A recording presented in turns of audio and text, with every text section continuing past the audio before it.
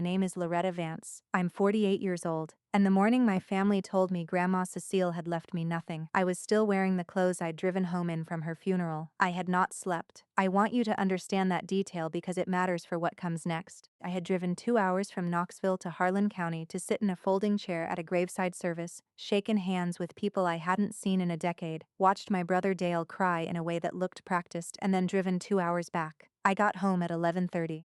My coat was still on a chair by the door when my phone rang at 8 the next morning. It was my mother, Carol. She didn't say good morning. She said, "The attorney called. They're reading the will Friday. You should probably know ahead of time that Grandma's accounts went to Dale." I sat down on the edge of my bed. What accounts? Her savings, her CDs, everything in the checking. A pause. She updated the beneficiary forms last fall. Dale is listed. I didn't say anything for a moment. The coffee maker was running in the kitchen. I could hear it from where I sat. Last fall, I said. October, I think. Maybe November. I said I needed to go and I hung up before she could add anything else. I sat there and looked at the window. It was gray outside, the specific gray of a Tennessee November that never quite decides to rain. And I thought about October, about November, about where I had been every single Sunday for the past 7 years. I had been in Harlan County, sitting in a vinyl chair beside Grandma Cecile's bed in the Meadow Pines Memory Care Facility, reading to her from the Bible she kept on her nightstand, or sometimes just sitting there when she didn't want to talk, watching the light change on the wall while she slept. Dale had visited twice in 7 years. I know because I kept a calendar. Not to use against anyone, I want to be honest about that. I kept it because Grandma liked knowing what day it was, and sometimes she asked me how long it had been since this or that person came. I wrote it down so I could tell her truthfully. So I sat on the edge of my bed that morning and I thought about October and November, and something that had nothing to do with grief began to move quietly in the back of my head. I work in estate accounting. I have for going on 19 years. I work at a probate law firm and I see the paperwork that families generate when someone dies, the beneficiary designations, the account transfers, the forms that get signed and witnessed and notarized and sometimes get contested. I know what those documents look like when they're done correctly. I also know what they look like when they're not. I did not call my mother back. I did not call Dale. I got dressed, poured coffee into a travel mug, and drove to the office. I had some things I wanted to look at before Friday. Welcome back to Forensic Family Stories. This is where quiet people follow the paper trail until the truth has nowhere left to hide. If someone in your family was ever the one who showed up while everyone else stayed home, this story is for you. Drop a comment below and subscribe. You have to know what those 7 years looked like before you can understand why October didn't make sense to me. Grandma Cecile Vance was my father's mother. My father passed when I was 31, a heart attack on a Wednesday afternoon, no warning. After that, Grandma was what was left of his side of the family. She was sharp until she wasn't, funny until she forgot the punchlines, and she held your hand when she talked to you in a way that made you feel like whatever you were saying was the most important thing she'd heard all week.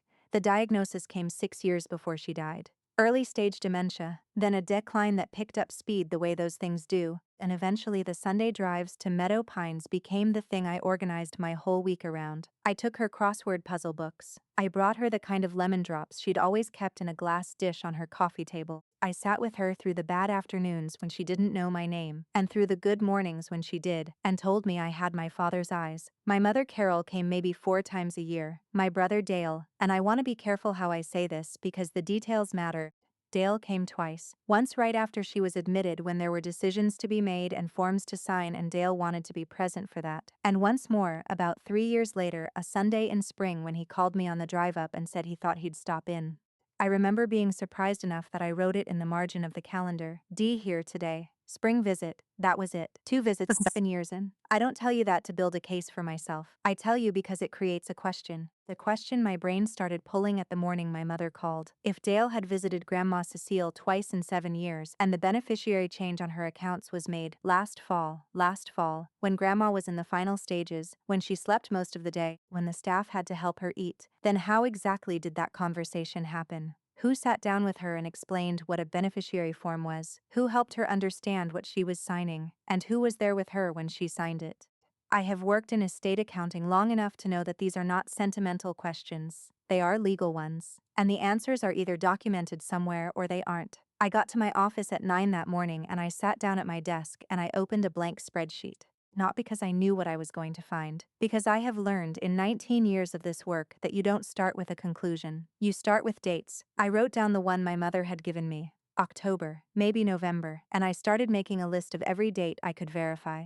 Dates I had been there. Dates I had signed the visitor log at the front desk of Meadow Pines. Dates that were on record somewhere besides my own calendar. It took me about 40 minutes to realize I had been signing that visitor log every single Sunday for 7 years. And every single signature had a date next to it. And the facility kept those logs. I picked up the phone and called a woman I had worked with before on a contested estate case, a social worker who had done a capacity evaluation at Meadow Pines for a client of ours 18 months prior. I asked her one question. She answered it, and that was when this stopped being grief and started being something else entirely. The attorney's office sent over the beneficiary change form the morning of the will reading. Standard practice in contested matters, and I had used the word contested once, quietly, on the phone with the attorney's paralegal, just to make sure the form would be in the room. It was a single page, the kind that financial institutions print in triplicate. Grandma Cecile's name at the top, her account numbers, the beneficiary field where Dale's full name and social security number had been filled in with a blue ballpoint pen in handwriting I did not recognize as hers, and at the bottom a signature line. Her name signed in a shaky, thin script. Below that, a notarization box, dated October 14th. I looked at that date for a long time. October 14th was a Tuesday, not a Sunday. That should have meant nothing. Dale could have gone on a Tuesday. There was no rule that said you had to visit on Sundays, but I had the visitor log in my bag. The social worker had requested a copy for me, professional courtesy, because she knew I was trying to establish a timeline in a potential capacity matter. I turned to the page for October, went down the column of dates. Found the 14th. There was no entry for Dale Vance. There was no entry for my mother Carol. There was no entry for anyone named Vance on October 14th. There was, however, one entry for October 14th that was not a Vance, a name I didn't recognize. And beside that name in the column for relationship to resident, a single word, notary. I sat with that for a moment. Notaries make house calls, or in this case, facility calls. That was not unusual. What was unusual was the next thing I checked. Meadow Pines required a physician's assessment of cognitive capacity before any legal documents could be executed at the facility. It was their policy, printed in the family handbook I had received when Grandma was admitted. I knew because I had been the one who read the handbook. I pulled out my phone and sent a text to the social worker. I asked whether capacity assessments were recorded in the patient file and whether they traveled with the document. She replied within 10 minutes. Yes, she said. And for October 14th, there was no capacity assessment on file, which meant either the form had been signed at the facility without the required assessment, or it had not been signed at the facility at all. Neither of those was a small thing. I closed the visitor log, set my coffee down, and looked at the attorney across the table. The will reading had not started yet. Dale was seated 2 chairs to my left, in a blazer I had never seen before, looking at his phone. My mother was beside him, her purse on her lap, her hands folded over the clasp. She hadn't looked at me once since I walked in. That told me something too. The attorney, his name was Gerald Marsh, a quiet man who wore the same gray suit every time I had ever seen him, opened the file on the table and began with the will. Grandma Cecile's will was straightforward. Personal property divided evenly, her car to Dale, her Bible and her cedar chest to me. The will had been drawn up 11 years prior and it had not been changed. There was nothing surprising in it. Then Gerald got to the accounts. The beneficiary designations, he said, supersede the will in all cases. He explained this the way estate attorneys explain it to family members who do not work in estate accounting, patiently, with the implication that this might be hard to hear. The savings account, the 2 certificates of deposit, and the primary checking account were all titled to transfer on death to Dale Vance, per the beneficiary change form, executed and notarized on October 14th of last year. The total value across those accounts was $214,000. Dale nodded. His expression was composed in the way expressions are composed when someone has had time to prepare them. I waited until Gerald finished the sentence. Then I said, "Who notarized the form?" Gerald looked at me over his reading glasses. "I beg your pardon?" The notarization box on the beneficiary change form. "Who is the notary of record?"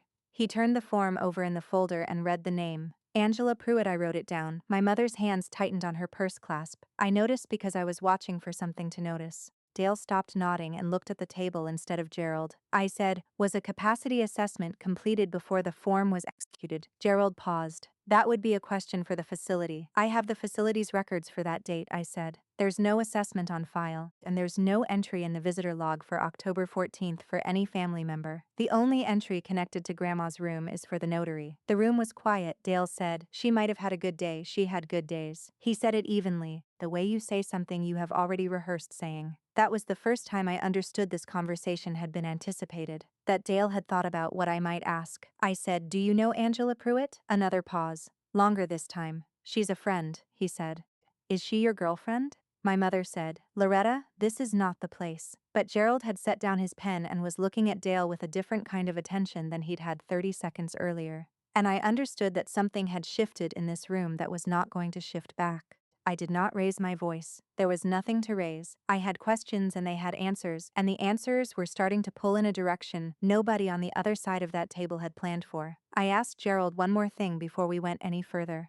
I asked whether the bank had distributed the funds yet. He made a call. He came back in 4 minutes. The funds had been transferred to Dale's personal account 2 days after Grandma's death, 72 hours. Dale had moved $214,000 in 72 hours. I looked at my brother. He was looking at the window. He had the specific stillness of a person who knows the next few minutes are going to be very bad and has decided that stillness is his only remaining option. He was right that the next few minutes were going to be bad.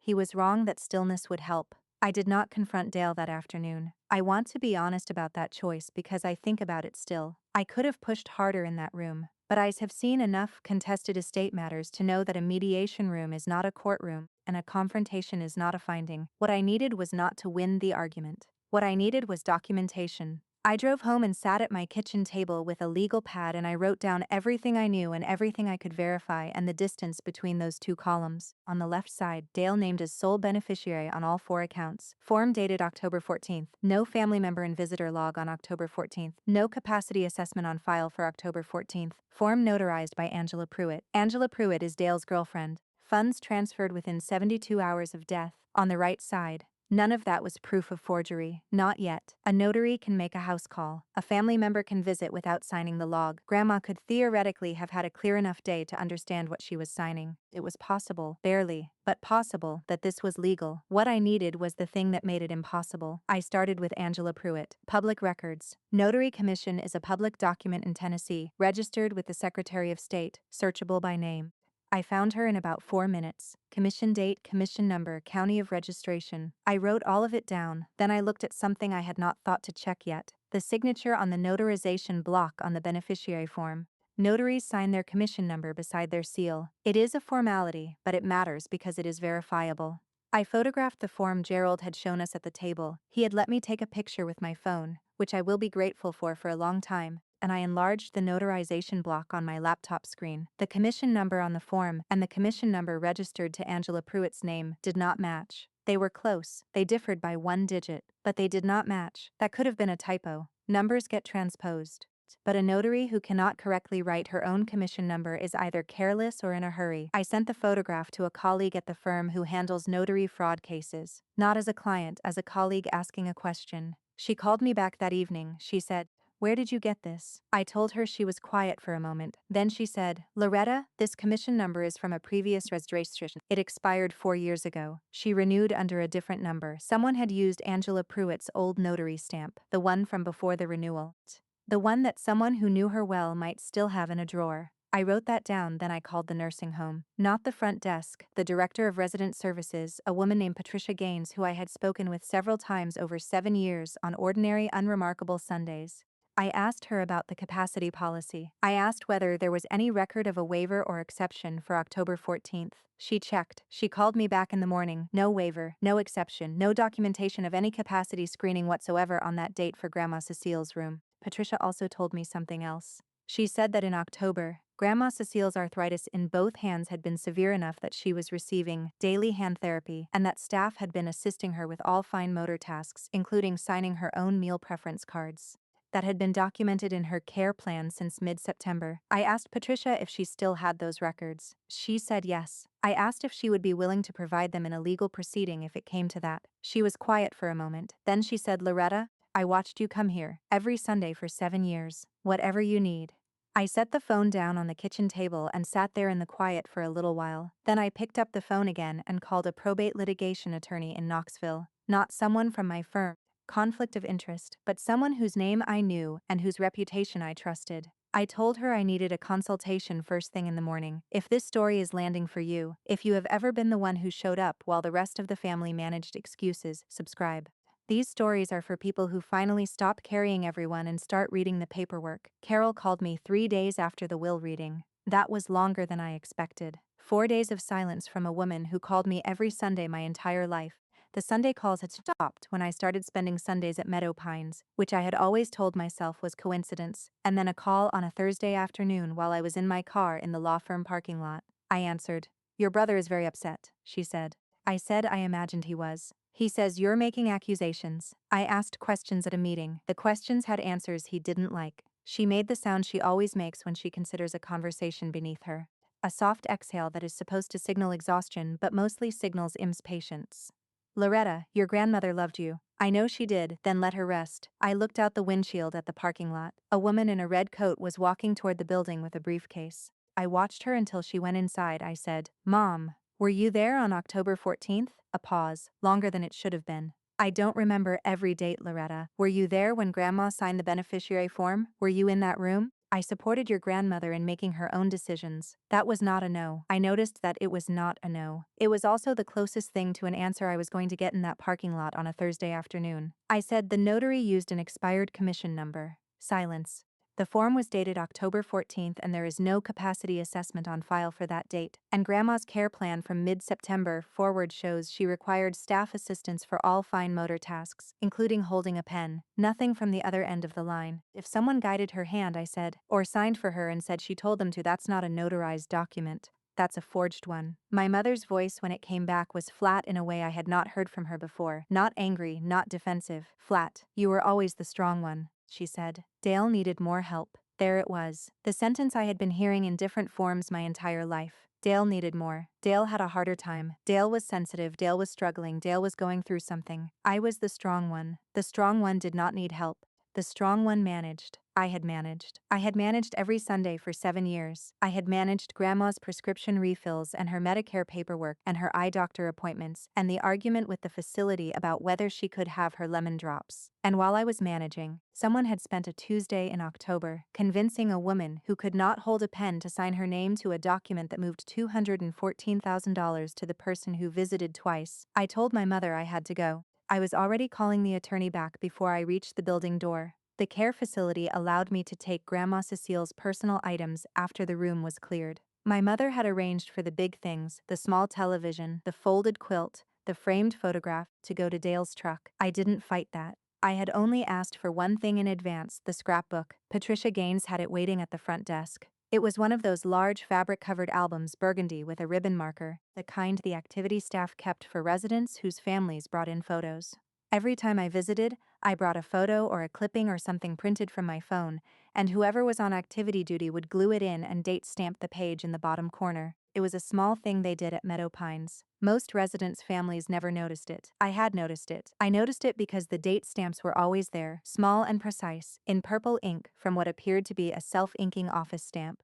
I took the scrapbook home and sat at my kitchen table and opened it from the back. The most recent pages first. The last dated entry was from a Sunday in late September. I was in 2 of the photos, one where I was sitting beside Grandma, her hand in mine, and one where she was looking at a book of crossword puzzles I had brought. Her hands in both photos were wrapped. Both hands bandaged at the knuckles, the way they were from September onward when the arthritis had flared badly. Her left thumb was visible in the second photo, and it was swollen in a way that I recognized from having been there and having asked the nurse about it. I turned the page back one more. August photos. Her hands were different in August. She could hold her crossword pencil in August, with some difficulty. I remembered that. I remembered being glad she still wanted to try. I turned back to September. Then I sat with what I was looking at. The form had been signed October 14th. In October, both of Grandma Cecile's hands were wrapped and she required staff assistance for all fine motor tasks. That was in the care plan. That was documented. And now I had photographs from the scrapbook, facility photographs, date stamped by staff, not by me, showing the condition of her hands in the weeks immediately before the form was supposedly signed. I held the scrapbook carefully.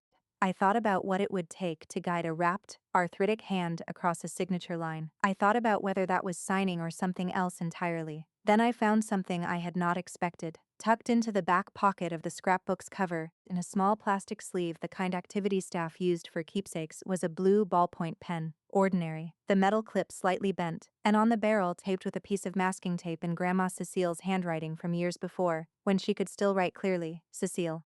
Property of Cecile Vance, she had labeled her pen, the way someone who has lived long enough in care facilities learns to label everything they want to keep. I held it in my hand for a while. Then I put it in my coat pocket. I took it everywhere after that. Dale called me on a Saturday morning. He had not called me since before the funeral. The number came up on my screen and I answered it because I wanted to hear what he had to say. He said, "I think we need to talk before this goes any further." I said, "Okay." Grandma wanted me to have that money. She told me so. She told me herself that she wanted to make sure I was taken care of. When did she tell you?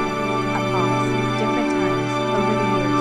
Did she tell you that on October 14th when the form was signed? She had a clear day. The nurses even said she was having a good day. Which nurses? Nothing. Dale, her hands were wrapped from September onward. Staff were assisting her with fine motor tasks. I have her care plan and I have photographs from the scrapbook that the activity staff kept. There is no capacity assessment on file for October 14th, and the notary used an expired commission number. I'm not looking to have a conversation about what Grandma wanted. I'm looking at what can be documented. His voice shifted, not to anger, to something more like calculation. You're being vindictive because you were left out. I was left out of accounts I didn't know existed until the morning after the funeral. I would like to understand how the paperwork was executed. Some things are between family. A notarized document is not between family, it's a legal instrument. Another pause. When he spoke again, the calculation was gone, and something older was underneath it. Something tired. Mama always said you were the strong one. Strong people don't need help. I had been expecting that sentence. I had heard it coming from a mile away, and when it arrived I felt the specific smallness of it, not because it hurt, but because it was the whole explanation for everything. That one sentence was how my family had organized itself for 48 years.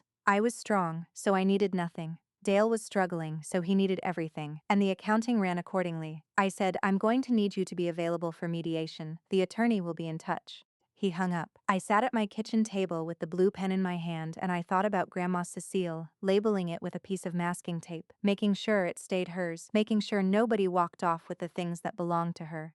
I thought maybe she had always understood something about her family that she was too kind to say out loud. My attorney filed a formal objection to the beneficiary transfer within 10 days of our first meeting. The bank, once they received notice that the transfer was being challenged on grounds of incapacity and potential fraud, placed a hold on the distributed funds pending the outcome. That meant Dale could not move or spend the $214,000 while the matter was in dispute. I do not know how he had planned to use it in the 72 hours before the hold. I have some guesses. The next thing my attorney did was request the original beneficiary change form from the bank. Not a copy, the original, with the notary seal intact.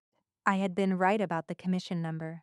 When my attorney's paralegal ran it against the Tennessee Secretary of State's notary database, it came back as the number assigned to Angela Pruitt's commission from 4 years prior. Her current commission number was entirely different. Someone had used the old stamp. The question was where the old stamp had come from. Notary stamps in Tennessee are physical objects. Commission holders are responsible for them. When a commission expires and renews, best practice is to destroy the old stamp or surrender it. Angela Pruitt had renewed her commission 4 years ago. Whether she had destroyed the old stamp or left it somewhere accessible was a question the state licensing board would eventually ask her. What mattered to my attorney was the chain of custody. The old stamp was used on October 14th. Dale had been in a relationship with Angela Pruitt for at least 3 years. I had seen her at a family Christmas 2 years prior, and my mother had mentioned her the year before that. Dale would have had access to Angela's home. He would have known where she kept her professional materials. Whether Angela had been present at the signing and used the wrong stamp by mistake, or whether the stamp had been used without her direct involvement, was a distinction that the licensing board investigation would sort out. My attorney was clear about what was relevant to our case. The notarization on this form was not valid as executed, which meant the form itself was in serious question. My attorney also subpoenaed the nursing home records. Not just the visitor log and the care plan, the nursing notes from October 14th. Nurses' notes, which are kept for every resident daily, logging condition, behavior, and any unusual events. The notes for October 14th on Grandma Cecile's room recorded that the resident was experiencing elevated confusion, was non-responsive to verbal prompts for most of the morning, and had been assisted back to bed after becoming distressed at lunch. It also noted that a visitor had arrived in the afternoon, and that the resident had not appeared to recognize the visitor.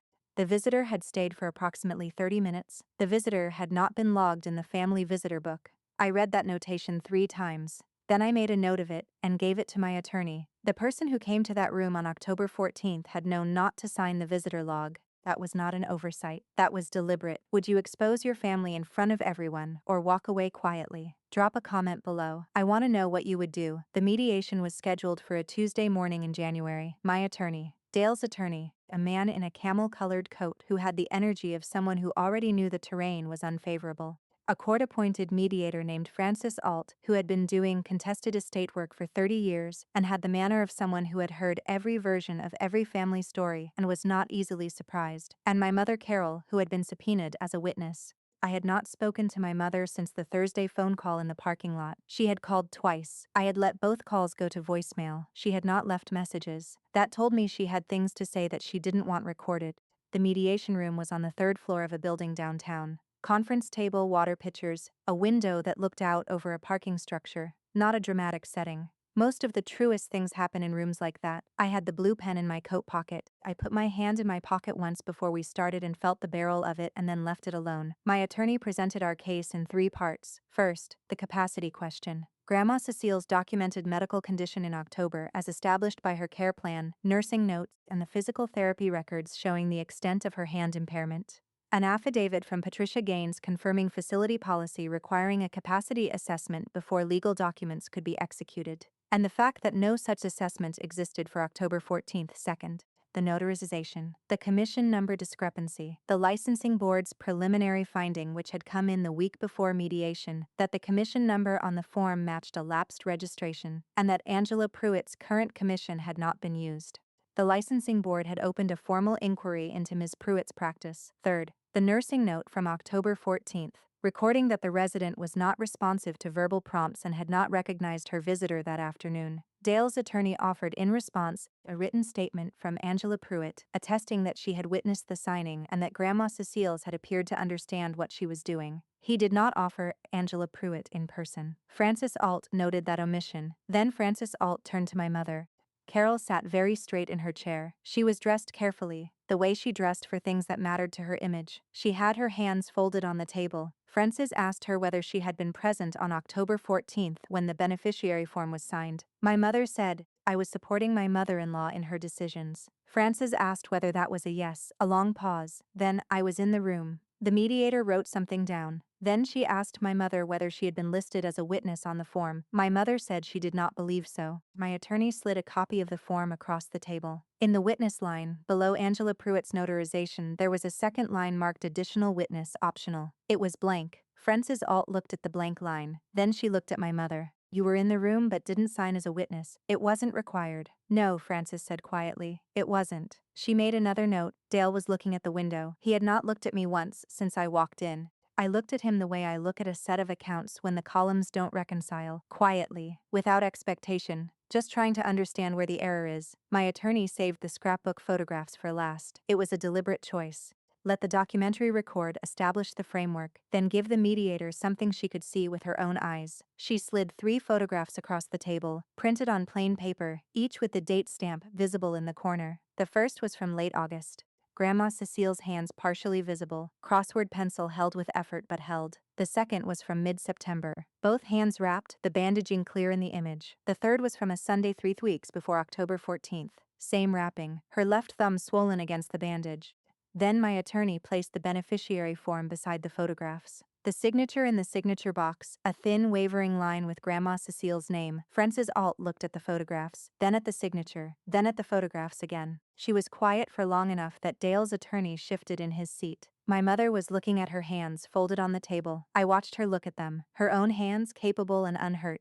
I thought about what it would take to hold a pen that morning in October, and I thought about what it would take to watch someone else try and decide to help them along. And I thought about calling my mother the strong one, and how that sentence had run 2 directions in our family for a very long time. Frances Alt set the photographs aside and looked at Dale's attorney. I'd like to take a 10-minute recess. I need to make a call. In the hallway during the recess, my mother found me at the water pitcher at the end of the corridor. She stood beside me. We both looked at the parking structure through the window. She said, she wanted him to have it. I said, I believe you believe that. She told him, Mom, she didn't recognize her visitor on October 14th. That's in the nursing notes. My mother was quiet. She would have wanted you protected, she said eventually. Her voice was different, smaller, Both of you, but you never needed it, you always landed on your feet. I reached into my coat pocket and closed my hand around the blue pen. I said, she left me a pen, with her name on it, in the back pocket of the scrapbook. I kept my voice even. I think she knew she couldn't protect the accounts, but she knew I'd go looking, and she knew I'd know what to do when I found what I found. My mother looked at me then. For the first time all morning, I said, she raised my father and my father raised me. The things she knew how to do are the things I know how to do. Francis Alt appeared at the end of the hallway and called us back in. Francis Alt did not issue a ruling. Mediators don't. What she did was deliver a finding of fact, which is different. It is a formal assessment of the evidence presented, and in probate matters it carries significant weight in any subsequent court proceedings. Her finding was as follows. The beneficiary change form dated October 14th could not be verified as validly executed. The notarization contained a lapsed commission number, which rendered the notarial act defective under Tennessee statute. The medical records for the resident on the date in question indicated a level of cognitive impairment inconsistent with informed consent, and no capacity assessment had been performed as required by the facility's own policy. The photographic evidence from the facility's own scrapbook records was consistent with the medical documentation regarding the resident's physical impairment in the period immediately preceding and including October 14th. Francis recommended that the matter be referred to the probate court for a formal proceeding, and that the bank's hold on the transferred funds remain in place pending that proceeding. She also noted for the record that she was referring the notarization question to the Tennessee Secretary of State's office as a matter of professional courtesy, given that the licensing board inquiry was already open. Dale's attorney said something about the family's wish to avoid further litigation. Francis Alt listened politely and said that was a decision for all parties to make together. Then she gathered her papers and left. The room was quiet for a moment after she went. Dale was still looking at the window. His attorney was writing something. My mother sat without moving. I picked up the copy of the scrapbook photographs that my attorney had placed on the table and I slid it across to my mother. Just Grandma Cecile's hands in September, wrapped and swollen, and the date stamp in the corner. I did not say anything. My mother looked at the photograph. She looked at it for a long time, and then she put both of her hands over her face and she made a sound that I will not describe because it is not mine to describe. Some grief is private even when it happens in a conference room. I stood up and put my coat on. I put my hand in my pocket and felt the pen, and I walked to the door. I am not going to tell you it resolved quickly, because it didn't. These things don't. The probate court proceeding took 4 months to schedule. There were attorney letters and discovery requests, and one very uncomfortable phone call between Dale and me in March, where he tried 3 different approaches: first anger, then guilt, then a version of explanation that came close to the truth without arriving there. The case did not go to trial. 6 days before the scheduled hearing, Dale's attorney proposed a settlement. The beneficiary transfer would be voided. The accounts would be treated as part of the estate and distributed according to a modification to which all parties would agree. Dale would receive a portion, smaller than $214,000, larger than nothing. I would receive an equal portion. The remainder, after attorney fees, would go into a small memorial fund in Grandma Cecile's name at the church she had attended for 40 years. I agreed to it. My attorney asked if I was certain. I said yes. Some people, when I tell them this, want to know why I didn't push for everything. Why I accepted a settlement instead of taking it through to a full hearing where the odds, my attorney said, were reasonably in my favor. The answer is that I had done what I set out to do, and it was not the money. I had set out to make sure Grandma Cecile's name was not attached to a document she could not have signed. I had set out to make sure that what happened on October 14th was visible in a record somewhere, not buried under a transfer that looked routine. I had set out to make sure the pen she had labeled with her own name and kept in her own nightstand drawer was connected to an accurate accounting of what she had and what she had wanted, and who had been there when she couldn't speak for herself anymore. That was in the record. The mediator's finding was in the record. The probate court proceedings were in the record. The licensing board inquiry into Angela Pruitt's commission was in the record. Angela Pruitt surrendered her notary commission voluntarily 2 weeks before the probate hearing. She did not contest the licensing board's findings. My mother and I have not spoken much since January. She calls on birthdays and I answer. The conversations are short and careful in the way conversations are when something large has been acknowledged but not resolved. I think we're both waiting to see what the other one does next. I think that might take a while. Dale and I do not speak. I am told through a cousin that he moved out of Knoxville in the spring. I do not know where. I keep the pen in a ceramic dish on my kitchen windowsill. Nothing fancy, just one of those small dishes you put rings and spare change in. The pen sits there with its bent clip and its strip of masking tape. Cecile, property of Cecile Vance. I did not set out to find fraud. I want to be clear about that. I set out to understand a date that did not make sense. That is the only reason I know the things I know now, because one date did not match what I remembered, and I work in a field where dates matter, and I have learned never to ignore the thing that does not add up. Grandma Cecile did not get to write her own ending. What happened in October was a version of her story that someone else constructed, with tools she never would have handed over willingly. But the scrapbook was her ending in some small way. Date stamped by people who showed up every day and put things in order and made sure the record reflected what was actually true. She kept her pen labeled because she knew things disappeared in that building if you didn't hold on. She kept her name on what was hers. I think she knew someone would come to clear the room, eventually. I think she knew I would be the one. I think she left me the pen because she knew I would understand what to do with it. She was right. If you have ever been the one who showed up, who managed the paperwork and drove the long drives and sat with someone through the bad afternoons, and then watched someone else collect the credit, subscribe. These stories are for people who finally stop swallowing what they know and start reading the record instead. Drop a comment and tell me your story, and share this with someone who needs to hear that a date that doesn't add up is always worth a second look. That's my story. 7 years of Sundays and one Tuesday in October that didn't fit, and a pen with a piece of masking tape that told me exactly whose name belonged at the bottom of the page.